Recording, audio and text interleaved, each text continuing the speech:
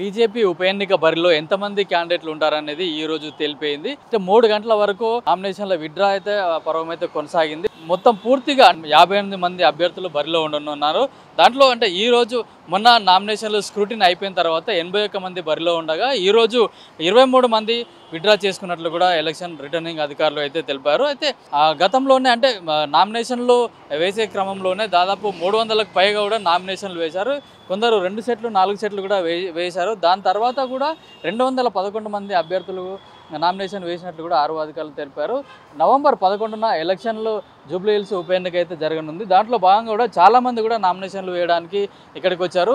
అంటే త్రిబుల్ బాధితులు అంటే త్రిబుల్ కింద భూములు ఎవరైతే కోల్పోతున్నారో వారికి ప్రభుత్వ పరంగా కూడా సరైన కాంపెన్సేషన్ ఇవ్వట్లేదని చెప్పి కూడా ఆ ప్రభుత్వం మీద ఉన్న వ్యతిరేకతతో కూడా చాలామంది కూడా నామినేషన్ వేయడం జరిగింది. అట్లాగే నిరుద్యోగులకు జాబ్ క్యాలెండర్ ప్రకటిస్తామని చెప్పి కూడా జాబ్ క్యాలెండర్ వేయకుండా ఉండడంతో ప్రభుత్వం పైన నిరసనతోటే చాలామంది నిరుద్యోగులు కూడా నామినేషన్లు వేశారు. దాంతోపాటు కొందరు రైతులు అంటే ఫార్మాసిటీ బాధితులు ఎవరైతే ఉన్నారో వాళ్ళు కూడా చాలామంది కూడా నామినేషన్లు వేశారు. ఈ బరిలో ఉన్న వాళ్ళు కూడా వీళ్ళందరూ కూడా 58 మందిలో ప్రధాన పార్టీ అభ్యర్థులతో పాటు వీళ్ళందరూ కూడా ఇండిపెండెంట్గా నామినేషన్ వేసి వీళ్ళందరూ 58 మంది ఇప్పుడు బరిలో ఉన్నారని కూడా తెలిపారు. అంటే కొందరు ప్రభుత్వంపై వ్యతిరేకత అంటే నిరుద్యోగులకు ఉద్యోగాలు ఇస్తామని ఇవ్వకపోవడం, అట్లాగే ఫార్మాసిటీ బాధితులు త్రిబుల్ బాధితులకు మాకు ప్రభుత్వం నుంచి సరైన కాంపెన్సేషన్ రావట్లేదనే ఉద్దేశంతో చాలామంది కూడా నామినేషన్లు వేశారు. అంటే కొందరు ప్రధాన పార్టీలు వాళ్ళు కూడా కొందరు ఇండిపెండెంట్గా నామినేషన్లు ఎవరేశారో వాళ్ళందరినీ కూడా బుజ్జగించి వాళ్ళకి రావాల్సిన అంటే ఇండిపెండెంట్లు చాలామంది కనుక్కుంటే వాళ్ళ ఓట్ల శాతం కూడా తగ్గుతాయి.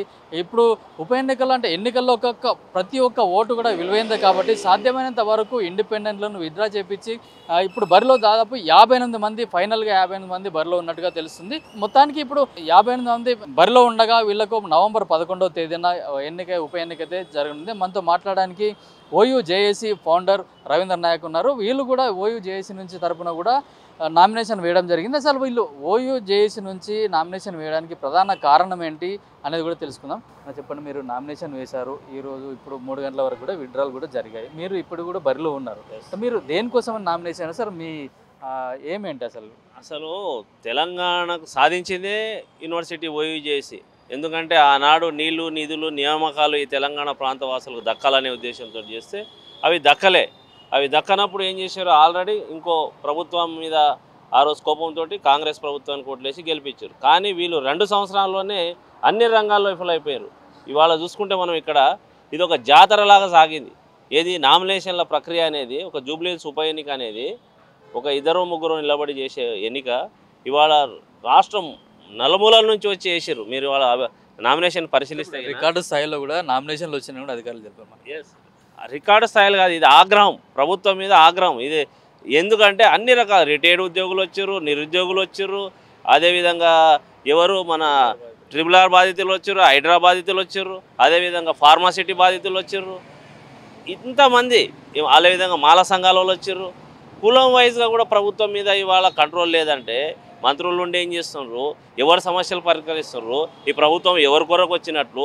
ఇవాళ ప్రభుత్వం వచ్చిన ఏమన్నారు ఆ రోజు, కేసీఆర్ మీరు కల్వకుంట్ల కుటుంబాన్ని మీరు కొలువులు ఊడదీస్తే, కల్వకుంట్ల కుటుంబంని మీరు కొలువులు ఊడదీస్తే మీకు కొలువులు వస్తాయన్నారు. వాళ్ళ కొలువులు పోయినాయి కానీ నిరుద్యోగులకు కొలువులు రాలే.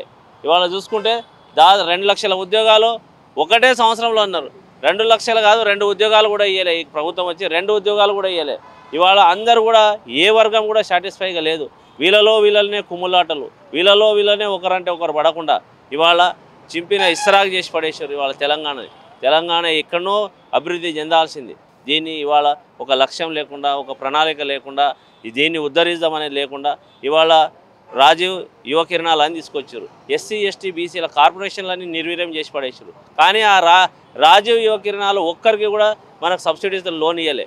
అంటే పేరుకే పథకాలు, డబ్బులన్నీ డైవర్ట్, వాళ్ళకు కావాల్సినవి. ఆయన కాళేశ్వరం అన్నాడు, ఈయన మూసి అన్నాడు. ఆయన మూసిండు, ఈయన కూడా మూయనీకే ప్రయత్నం చేస్తుండు. అంటే బడ్జెట్ లేదంటూనే వీళ్ళ ఎజెండా ఏందో, ప్రభుత్వాలు మారిన విధానాలు మారట్లేదు. అది ప్రజలకు చెప్పడానికే ఇవాళ మేము యూనివర్సిటీ జేఏసీగా ఆ రోజు కొట్లాడి అన్ని జేఏసీ ఏర్పాటుకు మేము ప్రధాన కారణం ఆనాడు. మా విద్యార్థుల యొక్క పోరాటం చూసే ఇవాళ తెలంగాణలో ఉన్న ప్రతి ఒక్కరు కూడా ప్రతి ఒక్క కులం కూడా ఇవాళ జేఏసీలు ఏర్పాటు చేసుకొని రోడ్ల మీదకి వచ్చిన పరిస్థితి ఏర్పడింది. అలాంటి వాళ్ళ మేము ఇవాళ తెలంగాణ నష్టం జరుగుతుంటే, తెలంగాణలో అవినీతి రాజ్యం వెళుతుంటే, తెలంగాణలో ఇవాళ అన్ని రంగాలలో ఇవాళ ఎస్సీ ఎస్టీ బీసీ మైనార్టీలను వచ్చేస్తుంటే మేము మా వాయిస్ ఇవ్వాలని చెప్పేసి ఇవాళ నామినేషన్ చేయడం జరిగింది. ఇవాళ నేను ఇండిపెండెంట్గా బరిలో ఉన్నా. ఇవాళ 58 మంది బరిలో ఉన్నారు. మేము రేపటి నుంచి ఒక్కొక్క ఏరియా తీసుకొని మేము పాంప్లెంట్లు పోస్టర్లు పట్టుకొని పోతాం. ప్రభుత్వ విధానాలు ఎండగడతాం. మీరు సింబల్ అలాట్మెంట్లో మీరు ఏ సింబల్ మీరు చూస్ చేసి? నేను సింబల్లో ఒకటి ట్రక్ సింబల్ చూజ్ చేసుకున్నా, అదేవిధంగా షిప్ చేసుకున్నా, హెల్మెట్ చేసుకున్నా. మనతో ఇంకో క్యాండిడేట్ ఉన్నారు, మైపాల్ రెడ్డి గారు. చెప్పన్నా, మీరు నామినేషన్ వేశారు, ఇప్పుడు నామినేషన్ ప్రక్రియ కూడా మొత్తం పూర్తి అయిపోయింది, మీరు కూడా ఇప్పుడు బరిలో ఉన్నారు. అంటే మీరు మెయిన్ ఉద్దేశం ఏంటి, మీరు ఎందుకు నామినేషన్ వేశారు ఏంటి? ఇప్పుడు మన దేశంలో కులాలు నడుస్తున్నాయి. మొత్తం మీద అన్ని కులాల వర్గాలకు కార్పొరేషన్లు అన్ని కులాలకు ఉన్నాయి. మా రెడ్డిలకు మాత్రం రెడ్డి కార్పొరేషన్ లేదు. కేవలం రెడ్డి కార్పొరేషన్ కోసం వేసిన. ఇక్కడ మా ఇంట్లో కూడా మా కులాలు ఉంటాయి కదా, మా కులానికి మాకు కార్పొరేషన్ ఇవ్వాలని చెప్పేసి నామినేషన్ చేయడం జరిగింది. ఖచ్చితంగా కులానికి కార్పొరేషన్ ఇచ్చే వరకు మేము పోరాడుతూనే ఉంటాము. అన్ని సంఘాలతోటి, అంటే మాకు రెడ్డి కార్పొరేషన్ కోసం అన్ని సంఘాలతో కలిపి కూడా కొట్లాడతాం. మాకు ఏ రిజర్వేషన్ సంబంధం లేదు.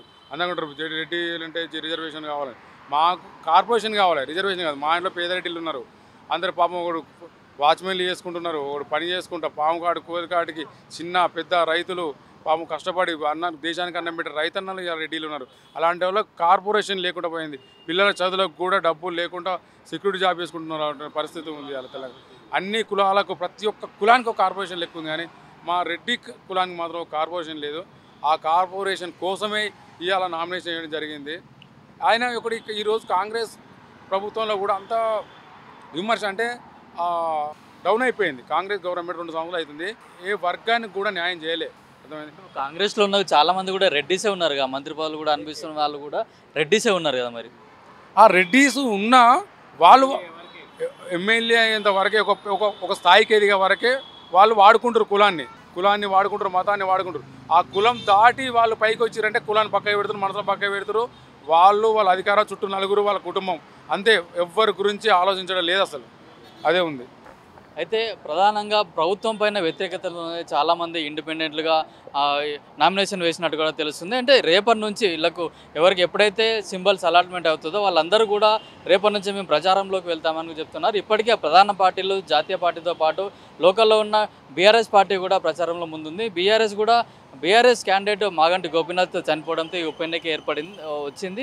కాంగ్రెస్ ఉన్న బీజేపీ కూడా ఇప్పటికే క్షేత్రస్థాయిలో వెళ్ళి భారీ ఎత్తున అయితే ప్రచారాన్ని కూడా నిర్వహిస్తున్నారు. అయితే ఇండిపెండెంట్లు కూడా మాకు సింబల్స్ అలాట్మెంట్ అయిన తర్వాతనే మేము పూర్తి స్థాయిలో కరపత్రాలతో కానీ మా సింబల్తో ప్రజల్లోకి వెళ్తాము, అంటే ప్రభుత్వ వ్యతిరేకత పైన మేము పోట్లాడతామని చెప్తున్నారు. అయితే కాంగ్రెస్ చూసుకున్నట్టయితే మంత్రులను కూడా డివిజన్కు కానీ ఒక్కొక్క డివిజన్కు 2 మంత్రులను కూడా అలాట్ చేయడం జరిగింది. అట్లాగే బీజేపీ కూడా వాళ్ళ ఎంపీలు, ఎమ్మెల్యేలు, ఎమ్మెల్సీలు ఎవరైతే ఉన్నారో వాళ్ళకు కూడా ప్రచార బాధ్యతలు అప్పచెప్పి ఇప్పటికే క్షేత్రస్థాయిలో కూడా ప్రచారాన్ని నిర్వహిస్తున్నారు. ఎవరైతే ఇప్పుడు ఇండిపెండెంట్ క్యాండిడేట్ ఉన్నారో వాళ్ళకు ఈరోజు సాయంత్రం సింబల్స్ అలాట్మెంట్ జరగడంతో రేపటి నుంచి కూడా ఉప ఎన్నిక ప్రచారం అయితే తీవ్రంగా జరిగే అవకాశం ఉంది. ఎందుకంటే ఇండిపెండెంట్లు కనుక క్షేత్రస్థాయిలో తిరిగితే ప్రధాన పార్టీలకు కూడా కొంత ఎఫెక్ట్ పడే అవకాశం ఉంది. ఎందుకంటే ఇప్పుడు ప్రభుత్వంలో ఉన్న కాంగ్రెస్ పార్టీ ప్రభుత్వ పథకాలు కూడా ప్రజలకు ఏవి అందజేయట్లేదని కూడా, అట్లాగే నిరుద్యోగులకు ఉద్యోగాలు ఇస్తలేరు అనే ఉద్దేశంతో కూడా ప్రజల్లోకి వెళ్ళి ప్రచారం నిర్వహిస్తే ఆ ప్రచారం ఎఫెక్ట్ కూడా ప్రధాన పార్టీల పైన కూడా పడే అవకాశం ఉంది. అయితే మొత్తానికైతే జూబ్లీ హిల్స్ ఎన్నిక మాత్రం రసవత్తంగా సాగే అవకాశం ఉంది. కెమెరామెన్ తరుణ్తో కిరణ్ కుమార్, పల్లవి టీవీ, షేక్పేట్ తహసీల్దార్ ఆఫీస్ నుంచి.